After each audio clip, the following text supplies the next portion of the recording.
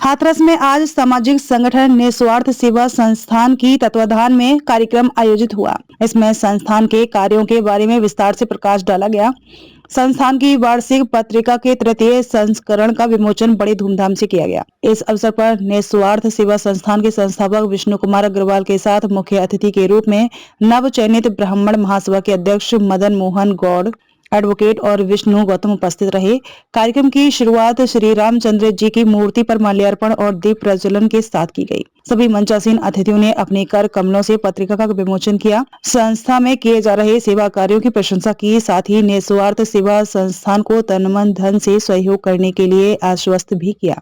पत्रिका विमोचन के अवसर पर निस्वार्थ सेवा संस्थान के अध्यक्ष सुनील अग्रवाल ने संस्था द्वारा किए गए कार्यों के बारे में बताया। आगामी वर्ष के कार्यक्रमों की रूपरेखा तैयार की। इस अवसर पर संस्था की ओर से अध्यक्ष सुनील अग्रवाल, सचिव नीरज गोयल, कोषाध्यक्ष सीए प्रतीक अग्रवाल, प्रवक्ता हिमांशु गौड़, कोऑर्डिनेटर चंद्र प्रकाश अग्रवाल, सोशल मीडिया प्रभारी सारांश टालीवाल, कार्यकारिणी सदस्य ध्रुव कोठीवाल, रविंद्र सिंह, वरुण अग्रवाल, लोकेश सिंघल, निष्कर्ष गर्ग एवं सह कार्यकारिणी सदस्य शुभम वर्मा, अभिषेक खंडेलवाल, गोविंद वाशने, अमित गुलाटी, आशीष अग्रवाल आज मुख्य रूप से मौजूद रहे।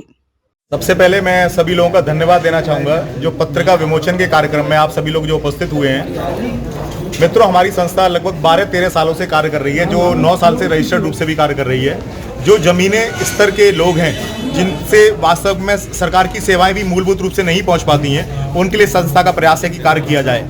रोटी बैंक जो कि 1220 दिनों से हम लोग निरंतर रूप से चला रहे हैं, होली हो, दिवाली हो, तीज त्योहार कोई भी हो, प्रेम के साथ उन लोगों को सभी प्रकार की सुविधाएं भी मुहैया कराई जाती हैं, दवाई भी दी जाती हैं उनको, और मौके पर कंबल, वस्त्र आदि का वितरण भी किया जाता है। इसके अलावा गरीब बिटिया जो कि 18 वर्ष से ऊपर हो, उसके लिए शादी का सामान हमारी और उसकी सामर्थ्य के अनुसार ज़रूरत के हिसाब से ही उसको दिया जाता है, जिसमें सबसे पहले बिटिया के घर की जांच की जाती है वास्तव में गरीब है कि नहीं है। संस्था का उद्देश्य ही यही है कि गरीबों की ही सहायता की जाए, जो वास्तव में ज़रूरत के योग्य हैं उनको ही सामर्थ्य के अनुसार सामान दिया जाए। बहुत सारे ऐसे घर भी हैं हाथरस में जिनको हम लोग राशन की व्यवस्था करा रहे हैं, जिसमें पीड़ित के पास कोई ऐसा व्यक्ति नहीं है जो जिसके पास आय के साधन हो, उसको संस्था ने लगातार व्यवस्था कराई है।